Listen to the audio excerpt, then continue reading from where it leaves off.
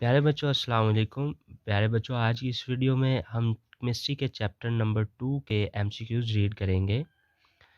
तो इस वीडियो में बेटा मैं डिटेल में नहीं बता रहा, वैसे अकेले आंसर बता रहा हूँ। अगर आप डिटेल वीडियो देखना चाहते हैं कि इस एमसीक्यू नंबर 1 है, तो इसका जो आंसर है कैनाल रेज़ क्यों आया है, चैप्टर के अंदर से कहाँ से आया है, उसकी मुकम्मल डिटेल वीडियो देखने के लिए वो भी मेरे चैनल पर मौजूद है।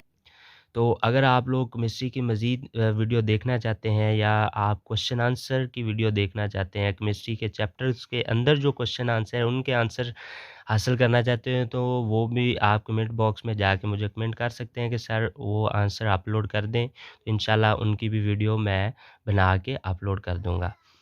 तो एमसीक्यू नंबर 1 है, इनमें से किसके नतीजा में प्रोटॉन की दरियाफ़्त हुई? Canal rays. इनमें से कौन से पार्टिकल मादा में सबसे ज़्यादा सहरियत करने वाले हैं? तो आंसर है neutrons, number C. Number 30 number 3 MCQs है, एटम के ऑर्बिट का तस्वर किसने पेश किया? बोहर ने। उसके बाद एमसीक्यूज़ नंबर 4 है बेटा जी।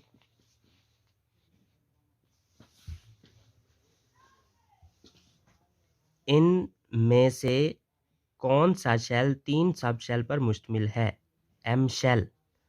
नंबर 5, कौन सा रेडियो आइसोटॉप्स जिस्म में ट्यूमर्स की तशख़ीस के लिए इस्तेमाल किया जाता है?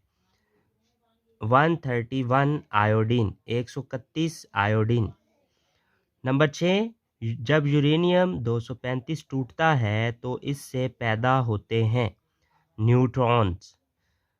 उसके बाद नंबर 7 है, पी सब शेल मुश्तमिल है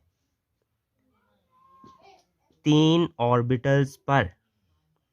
नंबर ड्यूट्रियम इनमें से क्या बनाने के लिए इस्तेमाल होता है? Heavy water. आइसोटॉप्स कार्बन 12 कितनी मकदार में पाया जाता है? तो 98.9%, 98.9%। उसके बाद एमसीक्यू नंबर 10 है, दर्जा झैल साइंसदानों में से किसने प्रोटॉन दरियाफ्त किया? तो गोल्ड स्टेन।